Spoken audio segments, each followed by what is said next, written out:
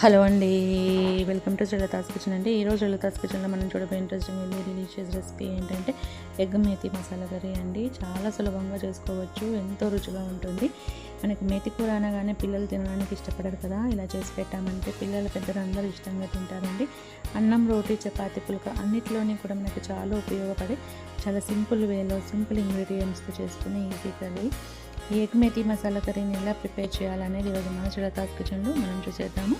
చూడడానికి ముందుగా నేను ఇక్కడ 3 ఎగ్స్ని తీసుకున్నానండి. బాయిల్ చేసి పైన ఉన్న షెల్ని కూడా తీసేసుకొని దీన్ని ఇలా చక్కగా కట్ చేసుకుంటున్నాను. ఒక ఎగ్ నుంచి మనము 2 పీసెస్ వస్తాయి. ఇలా 3 ఎగ్స్ని కూడా కట్ చేసుకోండి. మీ ఇంట్లో మెంబర్స్ ఎక్కువగా ఉంటే క్వాంటిటీని ఎక్కువగా పెంచుకొని చేసుకోండి. ఇక్కడ నేను 3 ఎగ్స్ని కూడా కట్ చేసుకొని ఇలా 6 పీసెస్ లాగా చేసుకొని ఒక బౌల్లో తీసి పక్కన పెట్టుకున్నాను. ఇప్పుడు ఒక మిక్సీ జార్ తీసుకొని ఒక కట్ట వరకు మేతి కూరను శుభ్రంగా కడిగి వేసుకోండి. ఒకవేళ మీరు ఎగ్స్ ఎక్కువ ఉన్నాయనుకోండి 2 కట్టలు తీసుకోండి. ఒక కట్ట మేతి కూర, కొంచెం కొత్తిమీర, ఒక పెద్ద టమాటోను ఇలా ముక్కలుగా కట్ చేసుకొని వేసుకోండి. 1 టేబుల్ స్పూన్ జీలకర్రను వేసుకొని ఒక 2-3 టేబుల్ స్పూన్ల వరకు ఇలా వాటర్ని యాడ్ చేసుకొని చక్కగా దీన్ని మనం గ్రైండ్ చేసుకోవాలి. గ్రైండ్ చేసుకున్నామంటే చక్కగా ఇక్కడ మేతి మసాలా అనేది ఇలా రెడీ అయిపోతుంది. ఈ మేతి మసాలా రెడీ అయిన దాన్ని పక్కన పెట్టుకొని ఇప్పుడు ఒక ప్యాన్లో 2 టేబుల్ స్పూన్ల ఆయిల్ వేసుకొని 1 టేబుల్ స్పూన్ వరకు సాజీరా అండి, సాజీరా, 2 ఇలాచి, ఒక చెక్క, ఒక 2 లవంగాలు యాడ్ చేసుకోవాలి. దాంట్లోనే కొంచెం కరివేపాకు వేసి చిటపటలాడిన తర్వాత 4-5 పచ్చిమిర్చిని వేసుకొని దూరగా వేగనివ్వాలి. పచ్చిమిర్చి మనకు దూరగా వేగిపోగానే ఒక పెద్ద ఆనియన్ని చిన్న ముక్కలుగా కట్ చేసుకొని ఇందులోకి వేసుకోవాలండి. ఒకవేళ క్వాంటిటీ ఎక్కువగా ఉంటే 2 ఆనియన్స్ పెద్దవి తీసుకొని కట్ చేసుకోండి. ఇక్కడ ఆనియన్ అంతా మనకి చక్కగా దూరగా ఫ్రై అవ్వాలి. ఆనియన్ అంతా మంచిగా ఫ్రై అవుతే కర్రీ అనేది అంత రుచిగా ఉంటుంది. ఇప్పుడు ఆనియన్స్ కొంచెం మనకి ఫ్రై అయిపోయాయి కదా, ఒకసారి అంతా కలుపుకొని దీంట్లోనే ఒక చిన్న టేబుల్ స్పూన్ వరకు అల్లం వెల్లుల్లి పేస్ట్ని వేసుకున్నాము. దాంట్లోనే కొంచెం టర్మరిక్, ఒక 1/2 టేబుల్ స్పూన్ వరకు టర్మరిక్ని యాడ్ చేసుకొని ఇదంతా ఒకసారి ఇలా కలుపుకోండి. ఇదంతా చక్కగా మనకి ఫ్రై అయిపోయిన తర్వాత మనం ముందుగానే మెంతి కూరని, కొత్తిమీరను మసాలాగా ప్రిపేర్ చేసుకున్నాం కదా, దాన్ని అంతా కూడా ఇందులోనికి యాడ్ చేసుకోవాలి.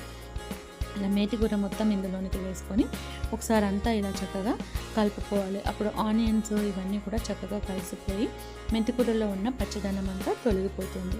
1 నిమిషం తర్వాత మూత తీసి చూసామంటే చక్కగా ఇలా బాయిల్ అవుతుంది, పచ్చదనం అంతా తొలగిపోతుంది. ఇప్పుడు దీంట్లోనే మనము రుచికి సరిపడినంత ఉప్పు, రుచికి సరిపడినంత కారంని యాడ్ చేసుకోవాలి. దాంట్లోనే ఒక చిన్న టేబుల్ స్పూన్ వరకు మనం కొంచెం గరం మసాలా, అందులోనే కొంచెం ధనియా పౌడర్ని కూడా యాడ్ చేసుకోండి. ఈ మసాలాలు ఇవన్నీ కలిసేట్టుగా ఇలా అంతా ఒకసారి కలుపుకొని దీంట్లో ముందుగానే మనము ఉడికించి పెట్టుకున్నాం కదా, బాయిల్ చేసి పెట్టుకున్నాం కదా ఎగ్స్ని, ఆ ఎగ్స్ అన్నిటిని కూడా ఇందులోనికి వేసుకోవాలి.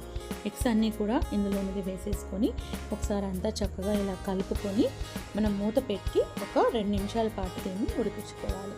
2 నిమిషాల పాటు మనం బాయిల్ చేసామంటే ఎగ్స్ కూడా చక్కగా ఈ మసాలా అంతా పట్టేస్తుంది. అప్పుడు మూత తీసుకొని రెండో వైపు కూడా వీటిని అంతా ఇలా చక్కగా ఫ్లిప్ చేసుకోవాలి. రెండో వైపు కూడా ఇవన్నీ ఇలా అంతా ఫ్లిప్ చేసుకుంటే ఈ ఎగ్స్ మొత్తం కూడా ఈ మసాలానంతా మంచిగా చక్కగా పీల్ చేసుకొని చక్కగా మంచిగా కర్రీ అనేది టేస్టీగా రెడీ అయిపోతుంది. చూసారు కదా, కర్రీ రెడీ అయిపోయిన తర్వాత ఇలా ఆయిల్ అంతా పైన పేర్కొంటుంది. ఆ టైంలో కొంచెం కొత్తిమీరను వేసుకొని ఇదంతా మళ్ళీ ఒకసారి స్పూన్తో చక్కగా కలుపుకోవాలి. ఇలా అంతా ఒకసారి కలుపుకున్నామంటే మనకి ఎగ్ మేతి మసాలా కర్రీ చక్కగా రెడీ అయిపోయినట్టండి. ఎగ్స్ కూడా చక్కగా మేతి కూరను ఇలా పీల్చుకొని చక్కగా రెడీ అయిపోతాయి. స్టవ్ కట్టేసుకొని కర్రీని మొత్తం ఒక బౌల్లో కానీ ప్లేట్లో కానీ సర్వ్ చేసుకోవడమే ఆలస్యం. చూసారు కదా, మన ఎగ్ మేతి మసాలా కర్రీ ఎంత చక్కగా రెడీ అయిపోయిందో. మీరు కూడా మీ ఇంట్లోనే తప్పకుండా ఈ రెసిపీని ట్రై చేసి చూడండి. రెసిపీ మీకు తప్పకుండా నచ్చింది అనుకుంటాను.